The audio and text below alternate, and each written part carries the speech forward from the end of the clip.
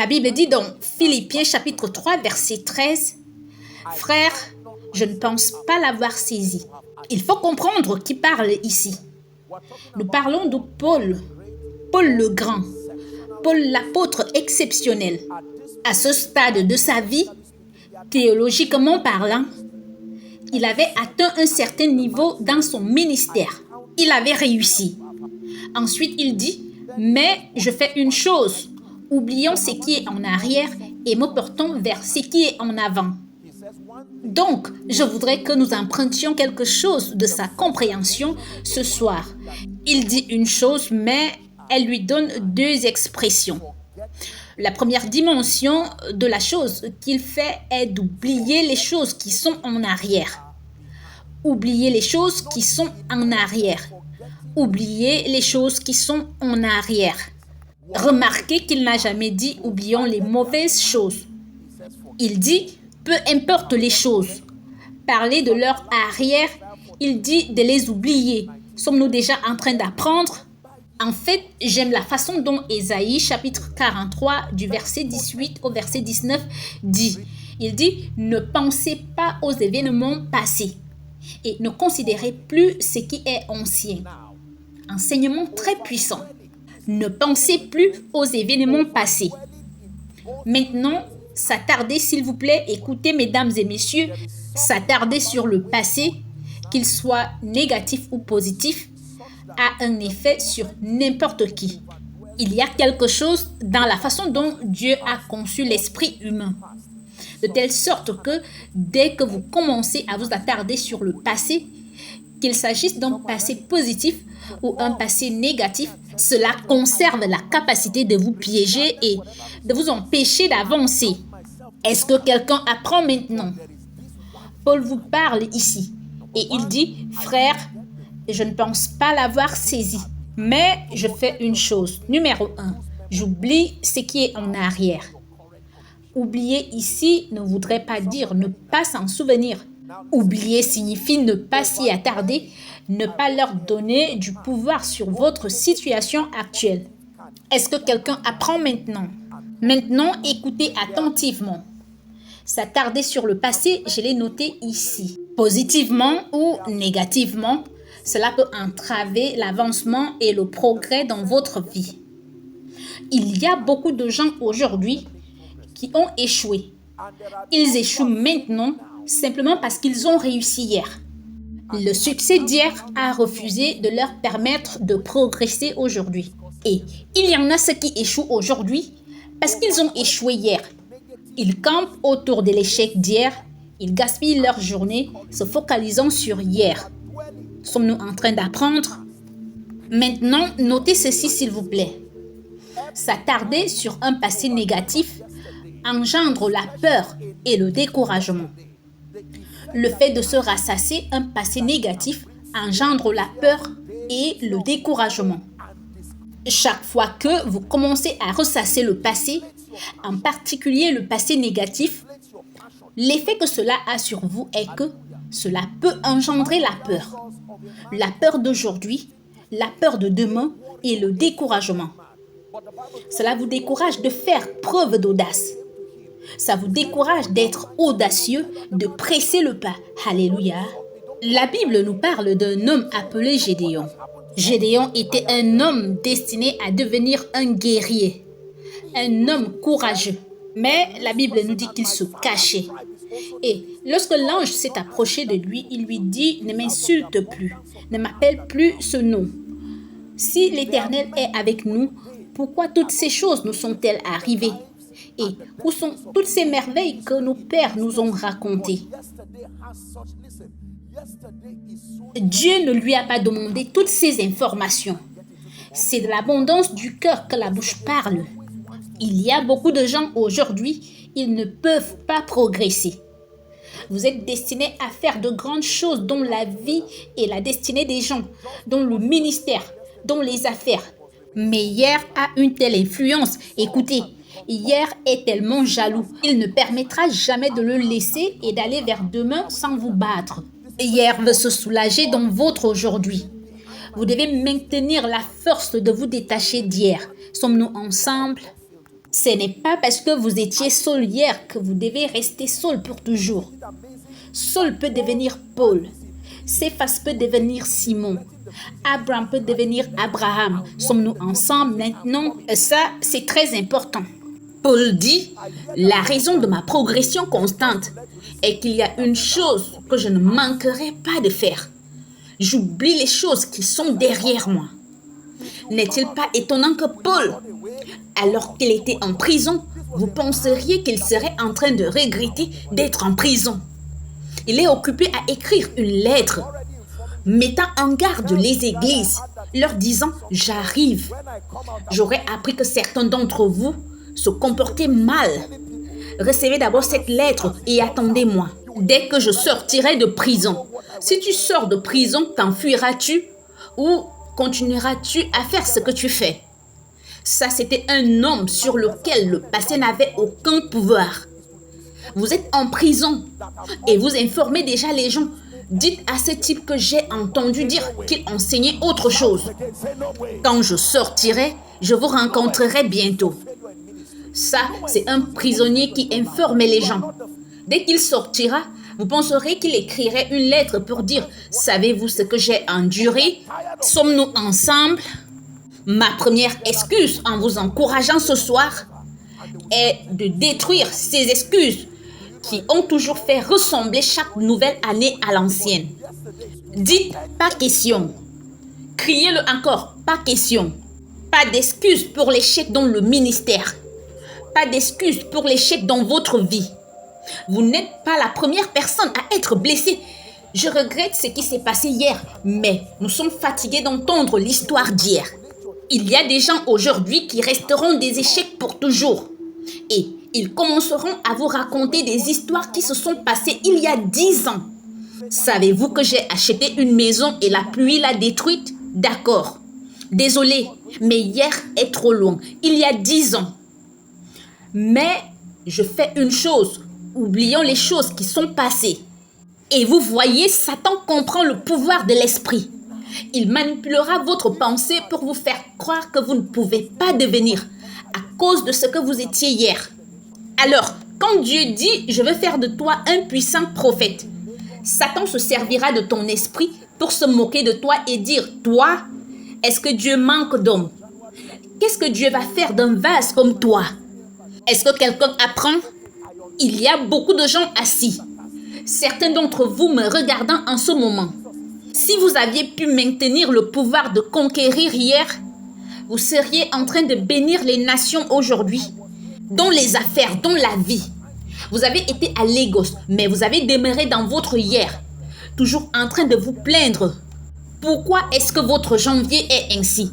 Vous savez, je vous ai dit que mon aide à la destinée est morte l'année dernière. D'accord, je comprends et je ne suis pas sarcastique. C'est bon, il a été enterré. Mais Jésus est toujours vivant. Sommes-nous ensemble? Oh, j'ai été violée quand j'étais enfant. Je compatis avec vous. Je ne rejette pas votre douleur. Mais vous devez dépasser ce domaine. Sommes-nous ensemble? Quelqu'un m'a dit oui et ensuite il a dit non. Ok, je veux dire, sors de ces choses. Débarrassez-vous d'hier et dites au revoir une fois pour toutes. Une fois pour toutes au nom de Jésus. Au revoir aux larmes. Au revoir à la honte. Au revoir aux moqueries. Peut-être qu'avant de naître de nouveau, vous avez vécu une vie de déviance. Maintenant, vous êtes sauvés. Il y a une grande différence entre un incroyant et un croyant. C'est une réalité spirituelle. Que votre esprit soit d'accord ou non. La Bible dit que si quelqu'un est en Christ, il est une nouvelle créature. C'est la mission du monde de ramener votre pensée dans les expériences qui ont eu lieu dans votre esprit. Mais je fais une chose. Est-ce que quelqu'un apprend maintenant? S'attarder sur un esprit négatif peut vous détruire. Et je suis ici par l'Esprit de Dieu pour dire à quelqu'un que Dieu te cherche encore. Il veut toujours de toi. Ce prédicateur est toujours en toi. Cet homme d'affaires est toujours en toi. Ce prophète est toujours en toi. Oublie ceux qui te jugent. Ils ne t'ont pas créé. Ils ne seront pas là quand tu réussiras. Sommes-nous ensemble maintenant? Oubliez les choses passées et ne considérez pas les choses anciennes. J'ai échoué hier. J'ai postulé pour un emploi et personne ne me l'a donné. Puis-je vous dire qu'aujourd'hui est le don que Dieu donne aux hommes pour corriger la tragédie d'hier? Chaque fois que vous vous réveillez et que vous voyez que c'est un nouveau jour, ce nouveau jour est un message de Dieu. Il y a encore de l'espoir pour l'arbre. Est-ce que quelqu'un apprend maintenant? Maintenant, s'attarder sur un passé positif, je dois équilibrer ceci, s'attarder sur le succès d'hier, sur les résultats d'hier, au niveau ministériel, dans les affaires, dans la carrière et ainsi de suite. Cela apporte de l'orgueil, de l'excès de confiance et de l'indiscipline. Écoutez attentivement. Vous pouvez arrêter de réussir parce que vous avez cessé d'obéir aux principes qui vous ont amené là. Parce que vous pensez que vous êtes trop grand pour échouer. Ça, c'est l'erreur des grands hommes. Donc, vous avez beaucoup de succès en ballon. Les gens sont en haut aujourd'hui et en bas demain. Se focaliser sur un passé positif engendre l'orgueil, l'excès de confiance et l'indiscipline. L'orgueil, l'excès de confiance et l'indiscipline. Est-ce que quelqu'un apprend maintenant? Donc, Paul dit qu'il y a une chose que je fais. Qu'il y ait des cicatrices ou des couronnes, pourvu qu'elles soient de mon passé, je m'assure qu'elles n'aient pas d'effet sur moi parce qu'il y a quelque chose qui me précède. Vous ne pouvez jamais vous concentrer sur l'avenir sans toutefois oublier le passé. Gloire à Dieu pour 2023. Gloire à Dieu pour la maison que vous avez construite. Gloire à Dieu pour les progrès réalisés dans le domaine des affaires. Gloire à Dieu pour les exploits ministériels. Gloire à Dieu, vous avez eu un enfant. Gloire à Dieu, vous vous êtes marié. Gloire à Dieu, vous avez voyagé pour l'étranger. Mais 2023 n'est plus. Réjouissez-vous de ce que Dieu a fait, mais ne vous y attardez pas. Cette maison peut rester dans votre esprit et empêcher le domaine à venir. Sommes-nous ensemble? Oui. Beaucoup d'entre nous, écoutez. Ça, c'est une révélation que Dieu m'a donnée il y a de nombreuses années. Et je vous la soumets. C'est un principe qui gouverne encore ma vie. Quelle que soit la grandeur de ce que Dieu a fait dans ma vie, une fois que j'ai terminé cette réunion et ce programme, je m'agenouille et je dis « Père, à toi la gloire. Père, à toi la gloire. » Ça, c'est la fin. Comment s'est passée la conférence? Très bien, gloire à Dieu. Quel est le prochain ordre du jour? Croyez-vous en ce que je vous enseigne? Oui. Certains d'entre vous, dès qu'ils se trouvent au milieu de gens, leur racontent toujours des histoires d'antan. Comme vous me voyez là, ne vous inquiétez pas, il y a beaucoup de choses. Il y a une histoire que je vais vous raconter. En 1997, savez-vous ce qui s'est passé? J'ai sauvé 500 personnes en une seule réunion. 1997, quelle est la date d'aujourd'hui? Vous devez refuser de permettre à votre couronne d'être si lourde sur votre tête qu'elle vous empêche de voler. Non, refusez cela. Que vous accumuliez beaucoup d'éloges et que vous ne puissiez plus aller de l'avant. Non, laissez-moi vous dire la vérité. Il est dangereux d'avoir été grand un jour et d'être encore en vie. Au cours de votre vie, vous voyez la gloire de Dieu s'élever et s'évanouir à nouveau dans votre vie. Que les gens vous regardent et disent que cet homme était autrefois ouin, autrefois grand, autrefois puissant, autrefois influent. Au nom de Jésus, le Fils du Dieu vivant, permettez-moi de parler dans la vie de quelqu'un ici. Quel que soit ce qui va générer la moisissure dans votre vie, que l'on dirait qu'il fut une fois, vous avez été grand. Qu'il fut une fois, vous avez été ouin. Qu'il fut une fois, vous priez. Qu'il fut une fois, vous avez été discipliné. Je le détruis maintenant. Je le détruis maintenant au nom de Jésus. Car la Bible dit, le sentier du juste est comme la lumière resplendissante dont l'éclat va croissant jusqu'au milieu du jour. C'est dans notre destinée d'expérimenter plus de choses. Alléluia! Ceci me rappelle l'histoire d'Élie et de ses fils, qui, par leur compromission, sont arrivés à un point où la Bible dit qu'ils sont allés se battre avec l'arche de Dieu et que l'arche a été prise et que ses fils, Ophni et Phinées, sont morts. Et qu'à leur retour, ils sont venus dire au vieil homme Élie, ils ont dit, écoute, 3 choses dangereuses sont arrivées. Premièrement, la nation d'Israël a été vaincue dans une bataille.